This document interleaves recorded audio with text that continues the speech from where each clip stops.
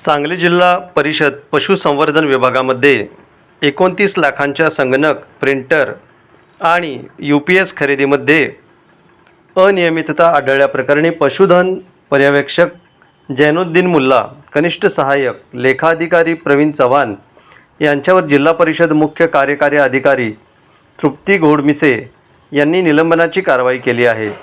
तसेच 3 वरिष्ठ अधिकाऱ्यांच्या कारवाईचा अहवाल राज्य शासनाकडे पाठविला आहे, असेही जिल्हा परिषदेकडून सांगण्यात आले।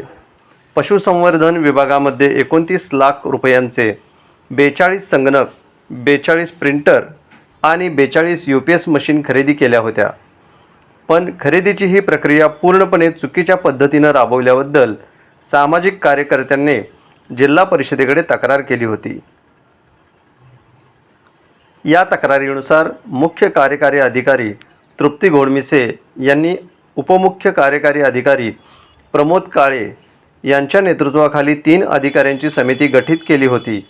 या समितीने चौकशी अहवाल दिल्यानंतर पशुसंवर्धन विभागातील कनिष्ठ सहाय्यक लेखाधिकारी चव्हाण, पशुधन पर्यवेक्षक जैनुद्दीन मुल्ला, तत्कालीन जिल्हा पशुसंवर्धन अधिकारी डॉक्टर किरण पराग, मुख्य वित्त अधिकारी विठ्ठल चव्हाण, तत्कालीन लेखाधिकारी राहुल कदम, पशुधन विकास अधिकारी तांत्रिक डॉक्टर आदित्य गुंजाटे आदींना संगणक खरेदीमध्ये अनियमितता झाल्याबद्दल नोटीस बजावली होती। नोटिसांना उत्तर आल्यानंतर मुख्य कार्यकारी अधिकारी घोडमिसे यांनी दिनांक 6 सप्टेंबर 2024 रोजी कनिष्ठ सहाय्यक लेखाधिकारी चव्हाण, पशुधन पर्यवेक्षक मुल्ला यांच्यावर निलंबनाची कारवाई केली आहे।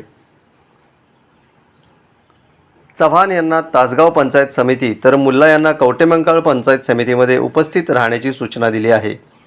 तसेच उर्वरित अधिकारी वर्ग 1चे असल्यामुळे त्यांच्यावर कारवाईचा अधिकार राज्य शासनाचा आहे, म्हणून त्यांच्यावर कारवाई करण्याचा अहवाल राज्य शासनाकडे पाठविला आहे, असे जिल्हा परिषदेच्या अधिकाऱ्यांनी सांगितले।